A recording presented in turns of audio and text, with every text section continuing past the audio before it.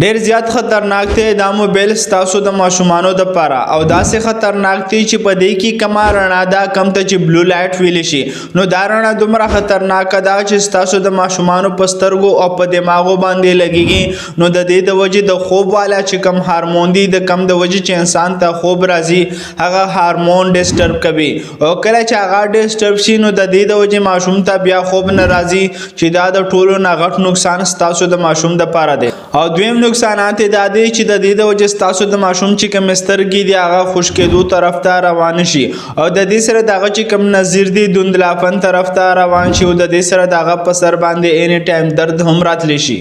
او دریم چې د ټولو نه غټ نقصان دی هغه دا دی چې د دې د وجې ستاسو ماشوم ذهني بیماری دي شي او ذهني ستوماني ورته کم دی چې انزایټي ویلی شي او د ډیپریشن او د ټینشن په شان بیمارو طرف ته ستاسو ماشوم روانېږي او څلورم چې د ټولو نه غټ نقصان دی هغه دا دی چې نن سبا په سوشل میډیا او په دې موبایل باندې داسې کنټینټ او داسې ویډیوز زیاتې کتلی شي چې هغه د ماشومانو د پاره څه کوي چې د غټو د پاره هم د نقصان او د تباهۍ سبب دی چې د دې سره ستاسو د ماشوم کم ذهني سوچ دی هغه ورسره هغسې هم تباه کیږي چې د دې سره د ستاسو د ماشوم کم روانه زندګي ده هغه هم د بربادۍ طرف ته روانېږي